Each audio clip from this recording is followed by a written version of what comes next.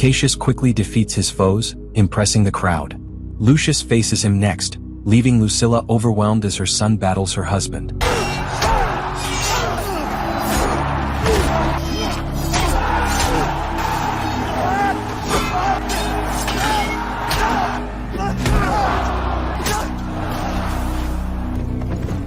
To prevent a battle, Maximus and Lucius duel.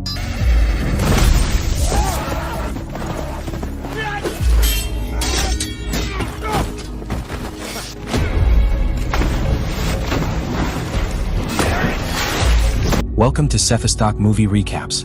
Today we delve into the details of Gladiator 2 full movie recap. If you're new to this channel, please do subscribe and let us know where you're watching from in the comments section. Your support is greatly appreciated, my dear friend. Thank you. 16 years have passed after Marcus Aurelius's death.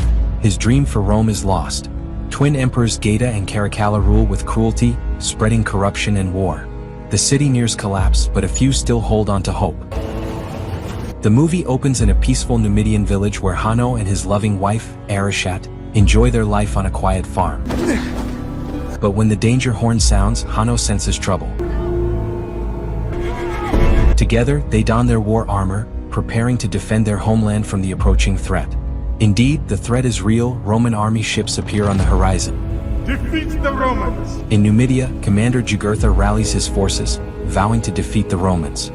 He reminds Hanno of a missed offering, but Hanno declares the Romans will be his sacrifice instead. Before the battle, Hanno shares a tender moment with his wife, there you are, exchanging rings and pledging eternal love before parting for war.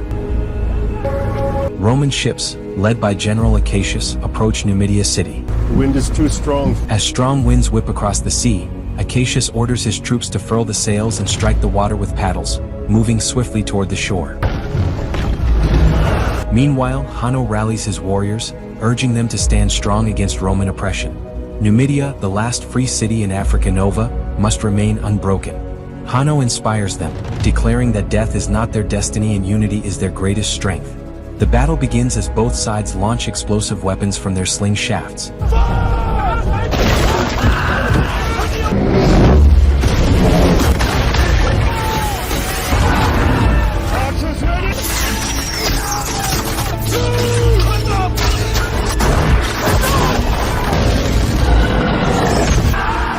General Acacius orders the siege tower to be razed, despite their ships taking heavy damage.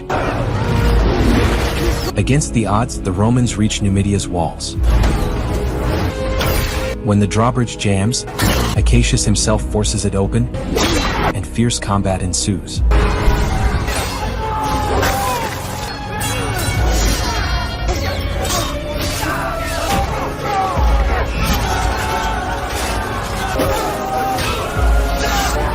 Amid the assault, Arichat is struck and Hanno, distracted, he is also gravely injured and falls into the sea. In his unconscious state, Hanno envisions Arichat being carried across a river by death, unreachable despite his desperate cries. He awakens on the shore, heartbroken, to see her lifeless body floating nearby. Retrieving the arrow from her chest, he keeps it as a token of their love. As the Romans close in, Hanno gives in, driven by sorrow and vengeance. In the city of Numidia, mourners gathered for their dead, while the Romans burned the bodies, declaring it for the glory of Rome. For the glory of Rome! General Acacius hid his guilt for the innocent lives lost. Survivors, including Hanno, were captured, marked as slaves and stripped of their freedom, their grief turning into silent resolve amidst the ruins. On the ship to Rome, Hanno mourned his wife in silence. Nearby, he spotted Jugurtha, injured and weak, and offered him help. Jugurtha thanked him, recalling their first meeting as he came from the desert. Lonely boy from the desert. When young Hanno was eager yet afraid. I am sorry, my son. Over time, Hanno